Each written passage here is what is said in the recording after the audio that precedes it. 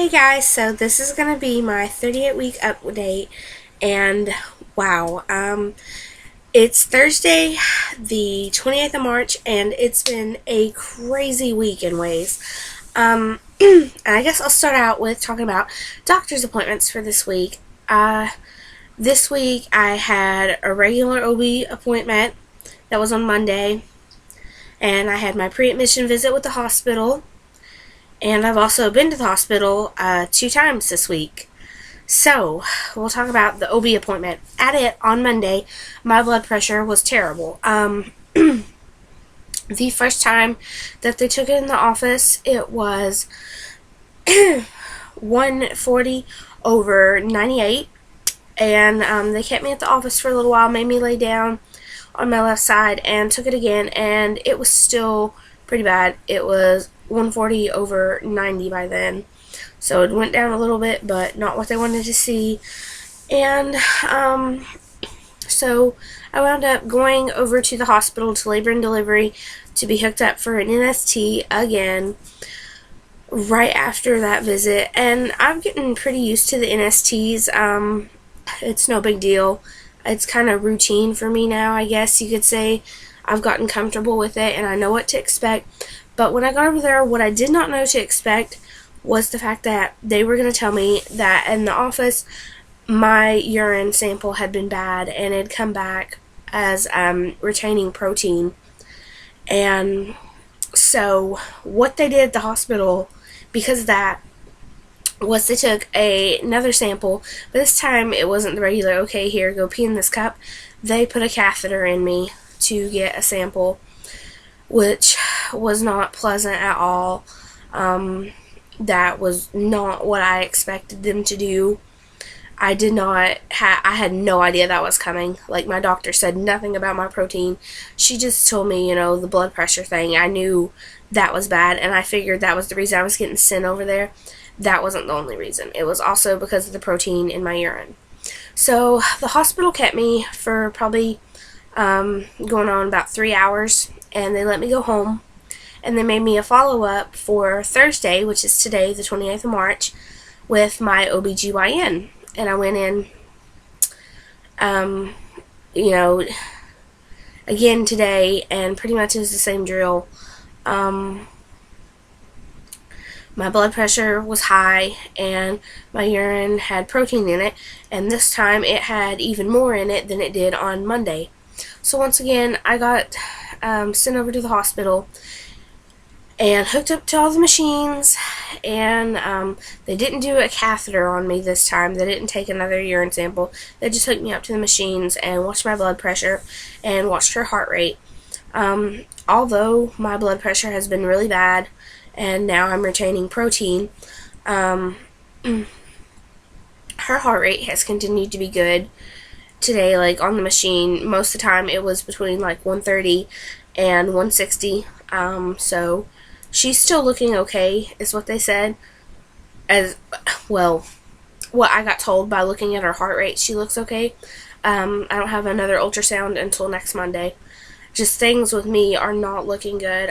They discharged me today after keeping me for about 2 hours, and the doctor sent me away with care instructions for pregnancy-induced hypertension.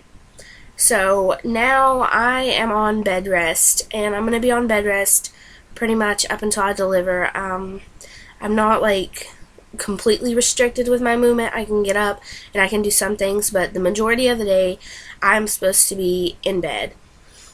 So that really puts a damper on anything that I had left to do in getting ready for the baby, which is kind of bad because I've not got everything completely the way I wanted it and set up yet. So I'm going to need help now because I'm not supposed to be doing anything.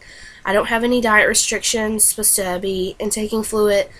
I have to weigh myself daily now and keep track of that, and take my blood pressure at home and keep track of that. And I just go back in on Monday and they'll check everything again and probably send me over to the hospital again. They checked me to see if I'm dilating. No, not at all. Nothing. She said my cervix was still closed up, so that was really disappointing because like at the office today when she checked me, she was, and she didn't even mention hypertension. She actually talked to me about preeclampsia and gave me paperwork on it and told me that she suspects that's what's going on with me, which that's kind of what I thought was going on myself, just like by doing my own research and putting 2 and 2 together. I kind of have suspected that now for probably about 2 weeks or so. So at the office, the doctor told me possible preeclampsia. I just have to watch, wait and see, kind of still. At the hospital, though, they sent me away as being diagnosed with hypertension. So I don't know what to expect. She did say, though, with how far along I am, the good news is if she's right about the preeclampsia, because there's not a cure for it, the best thing for you is to deliver the baby, that it's no big deal if they need to deliver me now. So that's good news about that. So basically, it's still on that yo-yo. It's still up and down, and now we're being back to things are down and things do not look that great. But things are not awful. At least things just don't exactly, they're not going the way I would like them to. So with that being said, I do have a doctor's appointment on Monday, and it is supposed to be you know, a regular checkup in the office, but also an ultrasound to look at her growth and to look at her fluid levels again. So we'll see how that goes, and probably be sent to the hospital again for an NST, and you know, they'll check my urine, all the regular stuff, and we'll just see how that goes. And in the meantime, I guess I will be spending most of my time now in bed, because I don't have any choice.